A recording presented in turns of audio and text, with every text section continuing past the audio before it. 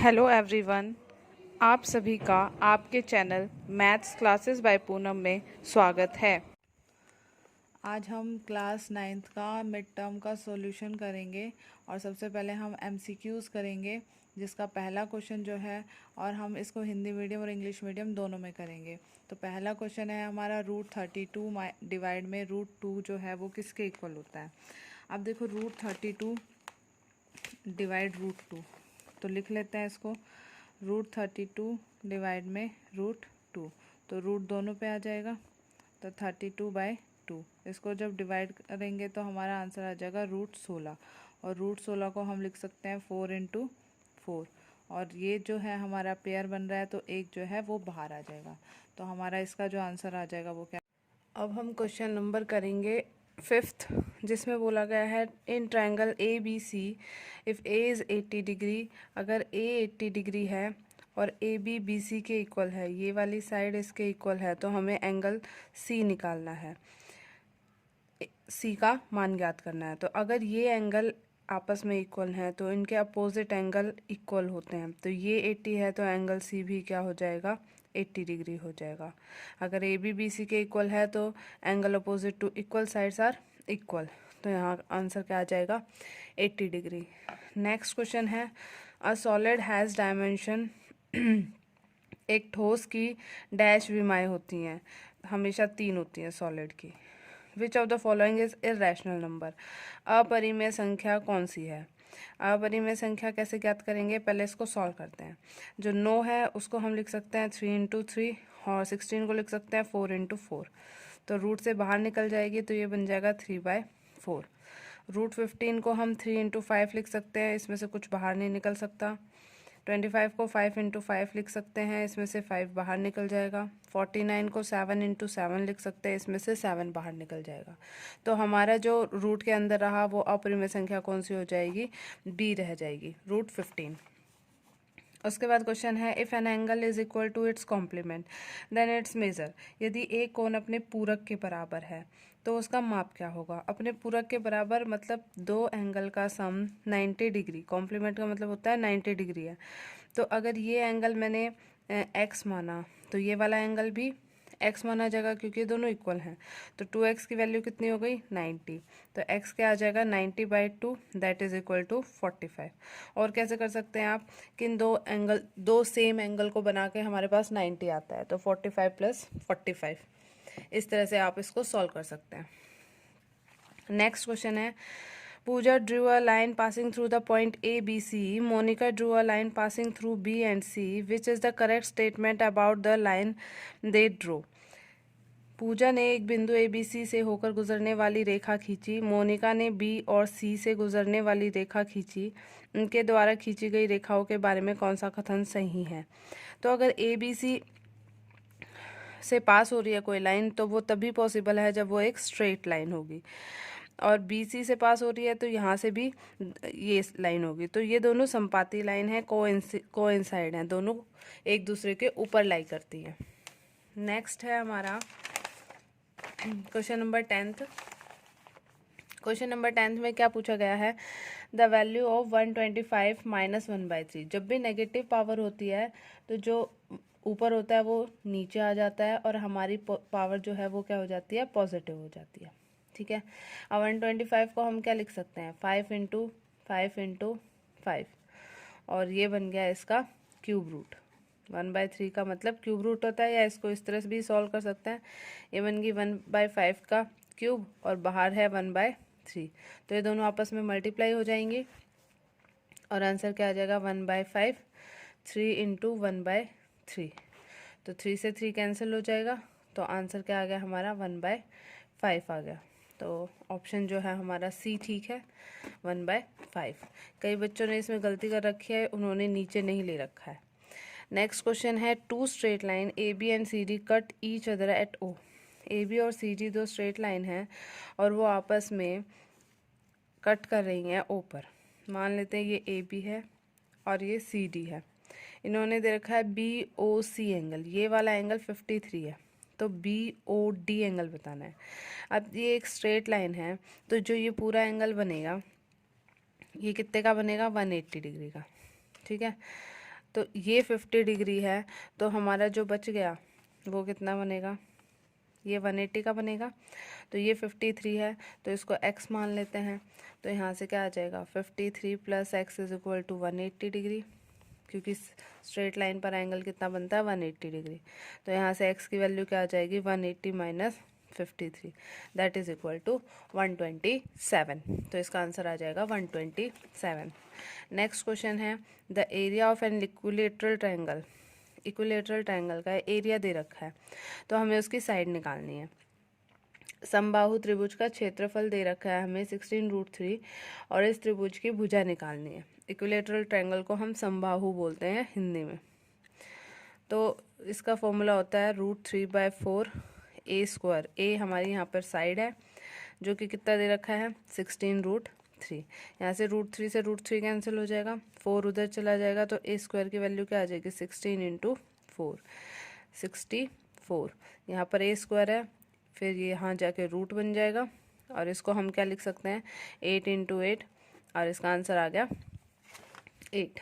तो इसका जो 12th क्वेश्चन है उसका हमारा क्या आंसर आ जाएगा, 8 आंसर आ जाएगा। नेक्स्ट क्वेश्चन है, अगर ए बी क्यू आर के इक्वल है, बी सी पी आर के इक्वल है, और एंगल बी एंगल आर के इक्वल है। दो ट्रायंगल हैं ए बी सी, और यहाँ पर पी क्यू आर। अब देखो ए बी पी क्यू के इक्वल है, बी सी क्यू आर के इक्वल है, और एंगल बी एंगल आर के इक्वल है। तो ये देख लो, एंगल बी एंगल आर के कहाँ इक्वल आ रहा है, बी और आर यहाँ लास्ट में आ रहा है, तो ये पॉसिबल नहीं है। फिर यहाँ बी फर्स्ट पे आ रहा है, आर आ रहा है, ये पॉसिबल है। बी, ये भी पॉसिबल नहीं है। यहाँ बी और आर पॉसिबल है। अब साइड्स देख लेते हैं, बी सी क्यू आर के इक्वल है, तो बी सी ये है और क्यू आर पीछे की। इसमें देखो हमें क्या दे रखा है, बी सी जो दे रखा है, बी सी वो पी आर के इक्वल दे रखा है, ठीक है। और हमें दे रखा है ए बी जो है वो किसके इक्वल आना चाहिए, क्यू आर के। तो ये हमारा जो है करेक्ट आंसर है, ये इसके कॉन्ग्रुएंट हो जाएगी, सर्वांगसम हो जाएगी। नेक्स्ट क्वेश्चन है, if 2 0 is the solution of equation this then the value of K. अगर 2 0 इसका हल है 2x + 3y = टू के का, तो के का मान ज्ञात कीजिए। हल है तो ये x होता है हमारा और ये y होता है, तो x की जगह हम क्या पुट कर देंगे 2, और y की जगह हम पुट कर देंगे 0। तो k का आंसर निकालना है, ये हो जाएगा 4, और किसी को भी 0 से मल्टीप्लाई करेंगे 0, तो k की वैल्यू कितनी आ गई 4। तो हमारा आंसर हो जाएगा 4। नेक्स्ट क्वेश्चन है, which of the following is equal to x। x के बराबर कौन आएगा। आप देखो जब हम माइनस करते हैं तो हमारा कोई इसमें रिलेशन नहीं है। अब इसमें देखो, इसमें हो सकता है जब a की पावर b है, a की पावर x है, और यहाँ y है, तो ये दोनों जो है मल्टीप्लाई हो जाती हैं। तो इसमें कर सकते हैं, सॉल्व करके देखते हैं। x और रूट को हम क्या लिखेंगे 3/2, ये बन गया 2/3, ये कैंसिल हो गया, पर आंसर क्या आ जाएगा, √x आ जाएगा, पर मुझे चाहिए x। अब इसको सॉल्व करके देखते हैं। ये x ये हटेगा तो 3/2 आ जाएगा, इंटू 4/3 आ जाएगा, 3 से 3 कैंसिल और 2, यानी मेरा बच गया x²। और हम इसको क्या लिख सकते हैं, x × x, और एक x बाहर आ जाएगा, तो ये हमारा आंसर आ जाएगा, ठीक है। इसको जब हम सॉल्व करेंगे, अगर पावर सेम है तो बेस सेम है तो पावर ऐड हो जाती है, और जब 13/7 + 7/13 करेंगे तो ये ज़्यादा आंसर आएगा x की पावर में, तो ये भी x के बराबर नहीं आएगा, ठीक है। तो जो हमारा आंसर आया वो है सी पार्ट। फिर है, in which quadrant does the point lie whose abscissa is 2 and ordinate is -3। इसने बोला है कि जो भुज है वो 2 है, और जो हमारा कोटि है वो कितना है, -3 है। अब यहाँ आ जाओ, हमारा जो यहाँ भुज होता है ये x हो गया, ये y हो गया। जो भुज होता है वो पॉजिटिव होता है, और यहाँ भी y भी पॉजिटिव होता है, कोटि। अब यहाँ y जो है वो पॉजिटिव होगा, और जो भुज है वो नेगेटिव होगा। यहाँ पर दोनों ही नेगेटिव होंगे, और यहाँ पर y नेगेटिव होगा, और x जो है वो पॉजिटिव होगा। अब मेरा जो आंसर बन रहा है वो 2 -3 बन रहा है, यानी x 2 है और y -3 है, यानी x पॉजिटिव है, ठीक है, और y नेगेटिव है। तो ऐसा कहाँ बन रहा है, x पॉजिटिव y नेगेटिव। तो ये कौन सा क्वाड्रेंट है, चौथा। तो ये फोर्थ क्वाड्रेंट हमारा आंसर ठीक है। फिर है a number is irrational if it is decimal representation is, अगर कोई भी अपरिमेय संख्या है तो उसका दशमलव किस तरह से लिखा जाता है, वो होता है नॉन टर्मिनेटिंग नॉन रिकरिंग, ना तो ख़त्म हो और बार बार रिपीट होता ही जाए, कभी ख़त्म ना हो। इसमें अशांत अनावर्ती, तो इसको अशांत अनावर्ती कहते हैं, तो ये हमारा आंसर आ जाएगा। नेक्स्ट है हमारा आपका 18th क्वेश्चन। 18th क्वेश्चन में देखिए क्या दे रखा है, the triangle made by two intersecting line are shown in the figure, what additional information is required, in दो ट्रायंगल्स को कॉन्ग्रेंट करने के लिए हमें क्या और चाहिए इसमें से। अब ये गिवन है, पी क्यू आर देख लेते हैं। पी क्यू आर ये वाला ट्रायंगल है, एम एन क्यू एन ये वाला ट्रायंगल है। ये दो एंगल जो है वो वर्टिकली अपोजिट एंगल हो जाएंगे, शीर्षाभिमुख कोण। ये साइड इसके इक्वल दे रखी है, तो एस एस प्रॉपर्टी लगाने के लिए मुझे ये साइड इस साइड के इक्वल चाहिए है। तो ये साइड क्या है, पी क्यू और क्यू एम, तो ये वाली चीज़ मुझे चाहिए है ताकि ये दो ट्रायंगल जो हैं वो कैसे हों, कॉन्ग्रेंट हो जाएं। फिर नेक्स्ट क्वेश्चन है आपका 19 और 20। इसमें रीजंस दे रखे होते हैं और उसके एक्सप्लेनेशन दे रखी होती है। अब क्वेश्चन क्या है, in the given figure A O D 70 degree, B O C 110, तो इसने कहा vertically opposite angles are equal. अब यही चीज़ equal, vertically opposite angles are equal होते हैं, पर जो इसका रीज़न है वो करेक्ट रीज़न नहीं है, क्योंकि ए ही फॉल्स है। तो यहाँ से क्या आ जाएगा हमारे पास, असर्शन, जो असर्शन है ए फॉल्स है बट रीज़न जो है वो ट्रू है, तो मेरा इसके लिए डी पार्ट आ जाएगा।